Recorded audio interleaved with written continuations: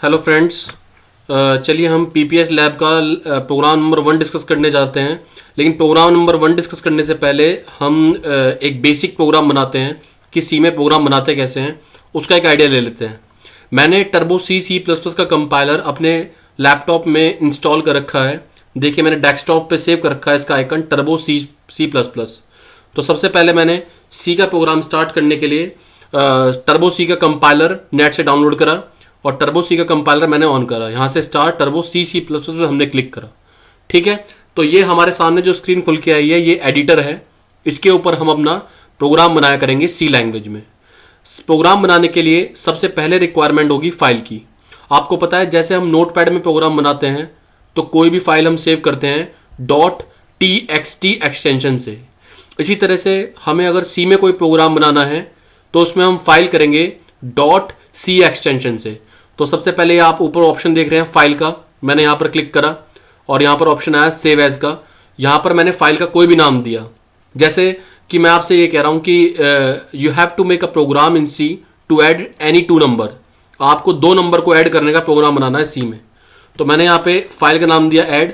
आप add addition कोई भी नाम दे सकते हैं, लेकिन जब उसे आप सेव करेंगे तो .c एक्सटेंशन से सेव करेंगे। यहां पर मैंने ओके करा तो यहां पर आपकी फाइल सेव हो गई ऐड.c नाम से। अब इसके अंदर आप 2 नंबर को ऐड करने का प्रोग्राम करेंगे। तो आइए देखते हैं हम 2 नंबर को कैसे ऐड करेंगे। यहां पर मैंने कमेंट, ये देखिए 2 बैकस्लैश बनाया मैंने। 2 बैकस्लैश का मतलब कमेंट। कमेंट वाली लाइन एग्जीक्यूट नहीं होगी। प्रोग्राम क्या है आपका, write a programme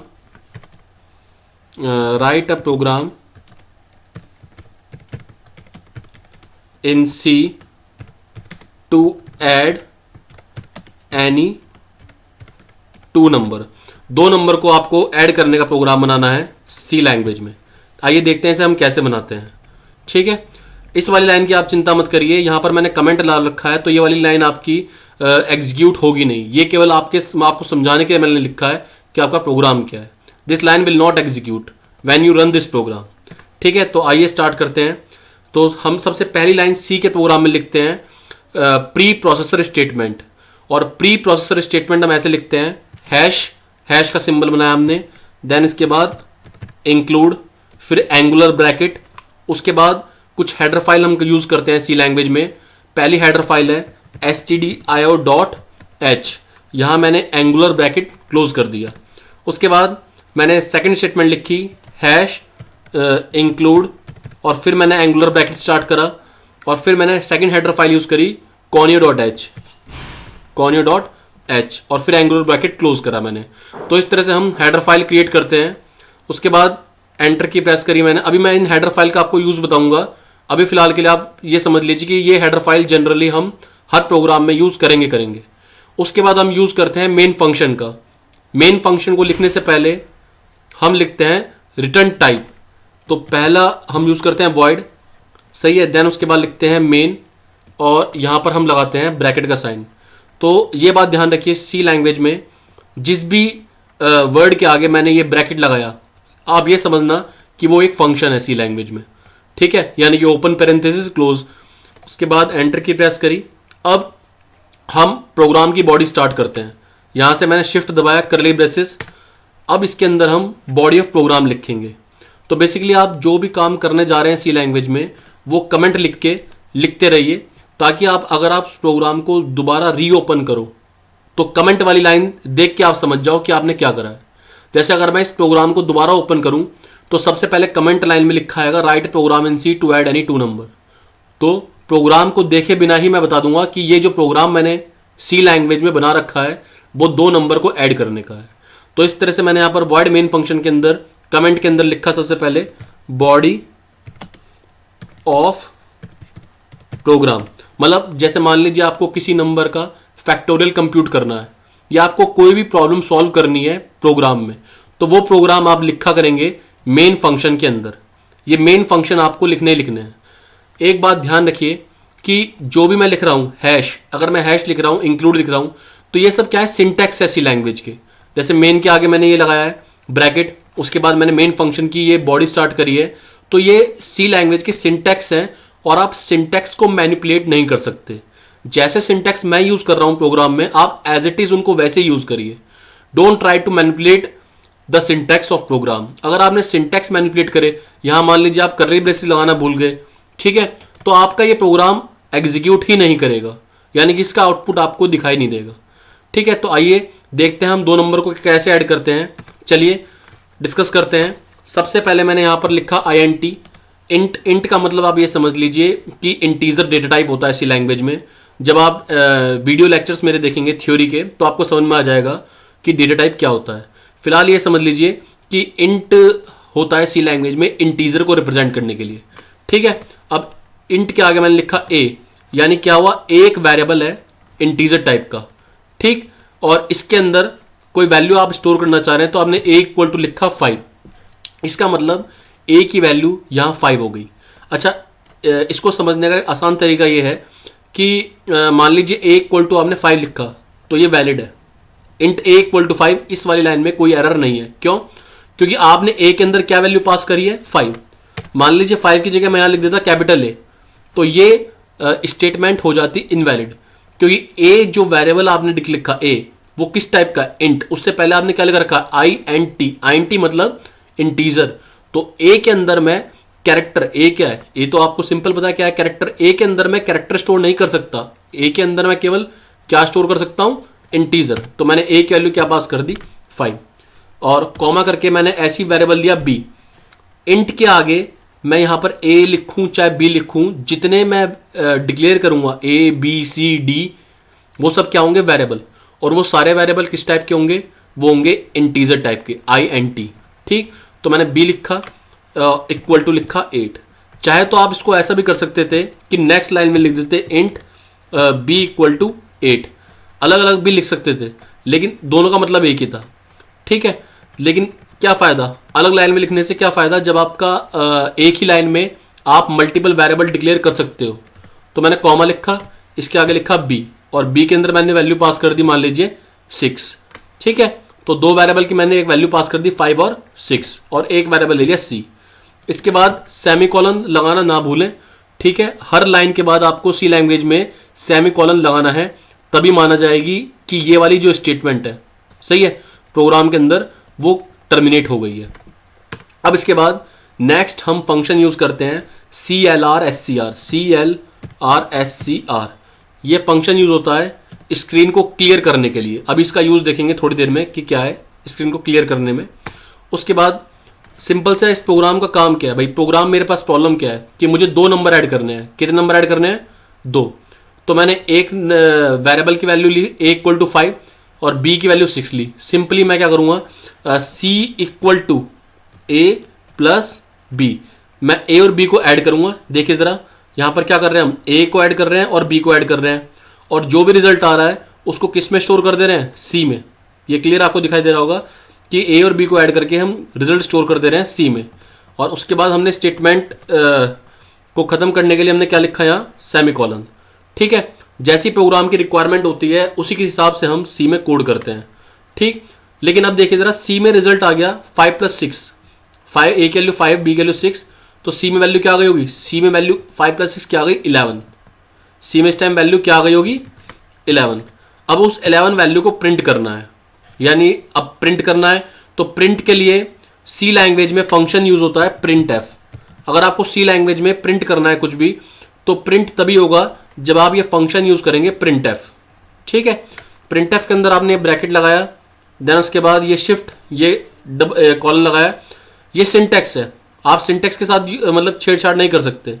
print F के अंदर अगर आप सपोज करो हेलो लिख दो ऐसे करके, और ये ब्रैकेट क्लोज कर दो सेमीकोलन, तो आउटपुट स्क्रीन पर हेलो आ जाएगा। ठीक है, अगर हेलो की जगह आप यहां पर लिख देते मान लीजिए मैडम, तो आउटपुट स्क्रीन पर क्या आ रहा था, मैडम। लेकिन फिलहाल क्या करना है आपको, प्रिंट, आपको कोई स्ट्रिंग प्रिंट नहीं करनी, आपको मैडम या हेलो प्रिंट नहीं करना। आपके सामने जो टारगेट है वो क्या है कि आपको एक वेरिएबल है, ये देखिए जरा, जो सी वेरिएबल है, देख रहे हैं आप, सी वेरिएबल के अंदर आपने ए और बी की वैल्यू ऐड करी थी और रिजल्ट सी में स्टोर करा था, तो आपको सी प्रिंट करना है। और सी जो वेरिएबल है वो कैसा वेरिएबल है, वो वेरिएबल है इंटीजर टाइप का। ठीक है, तो इंटीजर को प्रिंट करने के लिए फॉर्मेट स्पेसिफायर हम यूज करेंगे %d। अगर हम परसेंटाइल डी यूज नहीं करेंगे तो हम इंटीजर वैल्यू प्रिंट नहीं कर सकते। ठीक, परसेंटाइल डी और यहां पे कॉमा लगाया। अच्छा, आपको किस वेरिएबल की वैल्यू प्रिंट करनी थी? सी, तो आप सी लिख दीजिए। ठीक, तो इसके बाद हम एक फंक्शन यूज करते हैं गेट सी एच। ठीक है, अभी बताएंगे इसका क्या यूज है। यहां हमने प्रोग्राम की बॉडी कर दी क्लोज। यहां हम फाइल पे गए और जो भी कंटेंट हमने इसके अंदर लिखा वो अपडेट कर दिया सेव करके। ठीक, अब ये प्रोग्राम हमारा कंप्लीट हो गया। अब देखिए जरा इस प्रोग्राम को हम ये थोड़ा ये डिस्कस कर लेते हैं। ये तो खैर वीडियो लेक्चर में आप देख लेंगे कि थ्योरेटिकल लेक्चर में कि हेडर फाइल का क्या यूज है, लेकिन मैं आपको भी शॉर्टकट में बता देता हूं कि मान लीजिए देखिए ये प्रिंट एफ फंक्शन है। प्रिंट एफ के अंदर आप सी की वैल्यू प्रिंट कर रहे हैं, लेकिन ये प्रिंट एफ इस सी की वैल्यू को प्रिंट कैसे कर रहा है ना? प्रिंट एफ जो ये सी की वैल्यू प्रिंट कर रहा है उसकी जो वर्किंग है, उसकी जो डेफिनेशन है वो लिखी हुई है stdi.h के अंदर। अगर मैं ये stdi.h ये हेडर फाइल मान लीजिए stdio.h standard input output header file ये इंक्लूड नहीं करता हूं, इसे मैं इंक्लूड कैसे कर रहा हूं? इसे इंक्लूड कर रहा हूं मैं इंक्लूड डायरेक्टिव की मदद से। देखिए क्या लिखा हुआ है, इंक्लूड CINCLUD। अगर मैं इस हेडर फाइल को अपने प्रोग्राम में, हमारे प्रोग्राम का नाम क्या है? हमारे प्रोग्राम का नाम है add.c। जो हमने प्रोग्राम सोर्स फाइल बनाई है वो क्या है? add.c। और हम उसमें कौन सी हेडर फाइल इंक्लूड कर रहे हैं? stdi.h corner.h। तो stdi.h अगर मैं अपने प्रोग्राम में इंक्लूड नहीं करता तो मेरा printf फंक्शन भी वर्क नहीं करेगा। उसका रीजन ये है कि printf फंक्शन की जो डेफिनेशन है, यानी कि printf कैसे इस c को प्रिंट कर रहा है एबसन में, वो हेडर फाइल stdi.h के अंदर लिखा है, वो प्रोसीजर।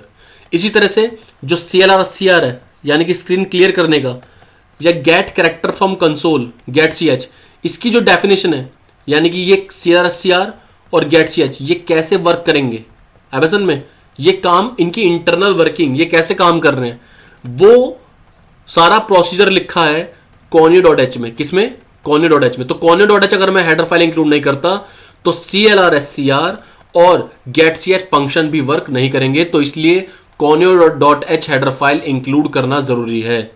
ठीक है, तो आइए अब इस प्रोग्राम को हम रन करते हैं। सबसे पहले हम इसे करते हैं कंपाइल।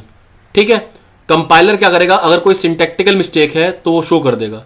तो यहां पर हम गए, कंपाइल का ऑप्शन आ रहा है ऊपर, यहां पे देखिए कोई वार्निंग कोई एरर कुछ नहीं आ रही।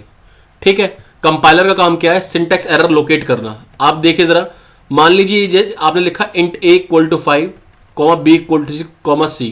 आप यहां मान लीजिए इस लाइन के बाद सेमीकोलन लगाना भूल जाते, यहां आप सेमीकोलन नहीं लगाते और फिर आप इस प्रोग्राम को कंपाइल करने की कोशिश करते, यहां आप कंपाइल पे क्लिक करते और इसे दोबारा कंपाइल करते, तो देखिए एक एरर आ गई।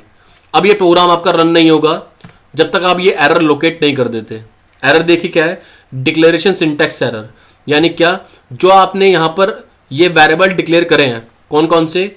एक a वेरिएबल, एक b वेरिएबल और एक c वेरिएबल, यहां पर आप सेमीकोलन लगाना भूल गए, इसलिए डिक्लेरेशन एरर आ रही है। तो आप यहां पर क्या लगाएंगे? सेमीकोलन। ठीक है, अब इस प्रोग्राम को आप दोबारा सेव करिए, इसका कंटेंट, ठीक है, ओवर राइटिंग एग्जिस्टिंग फाइल का आ रहा है, और दोबारा इसको कंपाइल करिए। यहां आपने दोबारा कंपाइल करा तो अब देखिए कोई एरर नहीं आ रही, क्योंकि आपने अब इस सी लैंग्वेज के सिंटैक्स के साथ कोई भी मैनिपुलेशन नहीं करी। अब इस प्रोग्राम को हम रन करेंगे। यहां देखिए कंपाइल से पहले ऑप्शन आ रहा है रन का, यहां पे हमने रन पे करा तो देखिए आउटपुट स्क्रीन पर दिखाई दे रहा होगा आपको सबको, 11 आउटपुट आ रहा है। क्या आउटपुट आ रहा है? 11। एंटर की प्रेस करिए दोबारा। ठीक है, तो ये आपका आउटपुट हो गया। अच्छा, प्रिंटएफ के अंदर आप जैसा चाहे वैसा डॉक्यूमेंटेशन चाह सकते हैं। परसेंटाइल डी करके आप लिखते हैं यहां पर इज रिजल्ट ऑफ एडिशन, तो आपका आउटपुट भी वैसे ही आता। ठीक है, फाइल के अंदर गया और इसको आपने सेव करा दोबारा, ठीक, और इसको दोबारा आप कंपाइल करिए। हर प्रोग्राम को आपको पहले कंपाइल करना है ताकि उसमें कोई वार्निंग या एरर तो नहीं आ रही, सिंटैक्स एरर नहीं आ रही, और फिर उसके बाद आपको उसको रन करना है। तो आपने इसको अब रन करा तो देखिए जरा यहाँ क्या आउटपुट आ रहा है आपका, 11 इज रिजल्ट ऑफ एडिशन। तो आप जैसी डॉक्यूमेंटेशन चाहते हैं वैसी डॉक्यूमेंटेशन आप यूज कर सकते हैं प्रिंटएफ के अंदर। ठीक है, तो ये बात हुई 2 नंबर के प्रोग्राम, 2 नंबर को ऐड करने की। ठीक है,